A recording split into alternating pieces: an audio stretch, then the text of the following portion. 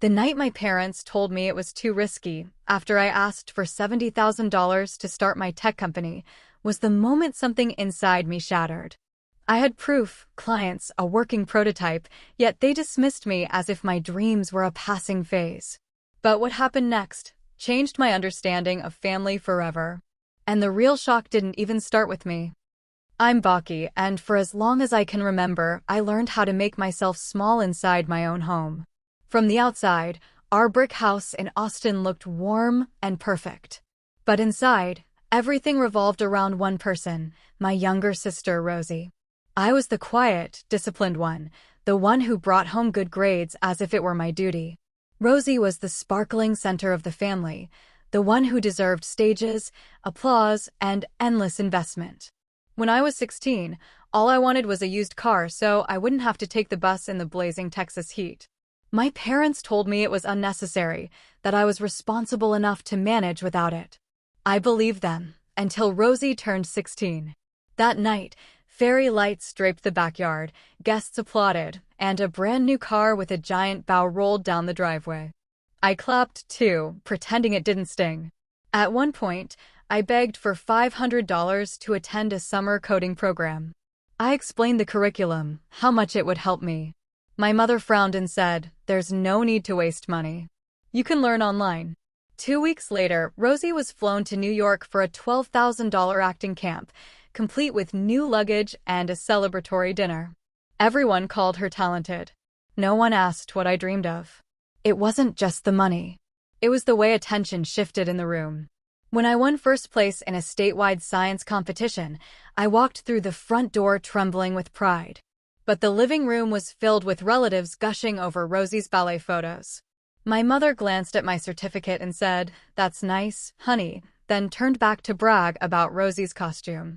My award vanished under a stack of magazines by evening. So I became independent by necessity. I cooked my own dinners, handled my own homework. I learned not to expect anyone to clap for me. When I earned a partial scholarship to a prestigious university and packed to move across the country, my parents simply reminded me about the high cost of living. Meanwhile, Rosie enrolled in an expensive arts program, and the whole family hosted a farewell party for her. Still, a small part of me hoped adulthood would change things.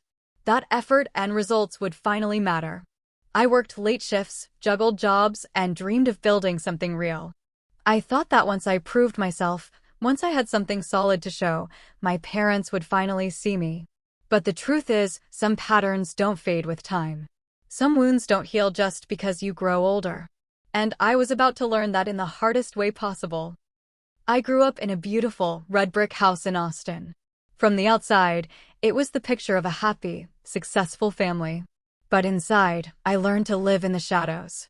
The spotlight, the air, the energy, it all belonged to my younger sister, Rosie. I was the quiet son, the one who got good grades, stayed out of trouble, and whose needs were always manageable. Rosie was the star. Her every whim was a command, her every interest a family investment. When I was 16, I asked for a used car. Nothing fancy, just something to get me to my after-school job and back without a 2-bus commute in the sweltering heat. My dad patted my shoulder. "Baki," he said, "you're so responsible. You don't need us to coddle you. You can handle this." I swallowed my disappointment and believed him. That is, until Rosie's 16th birthday. They threw her a massive party in the backyard, and as a surprise, a brand new, shiny car with a giant red bow pulled into the driveway. The applause was deafening. I clapped too, my hands feeling numb. The pattern continued. I once meticulously prepared a presentation for a $500 summer coding camp, showing how it could shape my future. My mother barely looked up from her phone. "That's a lovely idea, Baki, but it's a waste of money. You're so resourceful, you can learn all that online." 2 weeks later, they were bragging to the entire neighborhood about how they were sending Rosie to a $12,000 acting intensive in New York. They bought her new luggage for the trip. I threw myself back into my work, using the disappointment as fuel. The sting of my father's words, "It's too risky," echoed in my head during my late-night coding sessions. Then, a few months later, my phone rang. It was my mother. Her voice was breathless with excitement. "Baki, you'll never believe it. Rosie is starting her own luxury event planning company in Dallas. It's going to be fabulous. We're helping her launch it. Helping her. The phrase hung in the air, toxic and heavy. Wow, that's great for her, I managed to say. Oh, it is. We're so proud. We've taken out a loan to get her started. A loan, how much? I asked, my throat tight. $725,000. The number hit me like a physical blow. I couldn't speak. $725,000. As my mother gushed on about the brand new BMW for Rosie's image, the trendy office space, the designer outfits for networking, I just stared at the wall of my apartment. The world seemed to slow down.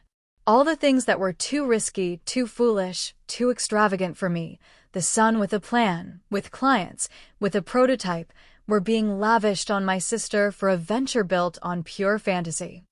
I left their house that weekend feeling smaller than I ever had, but little did I know, their definition of too risky was about to be tested in the most hypocritical way imaginable. The real blow was coming, and it would arrive not with a whisper, but with a phone call that would change everything.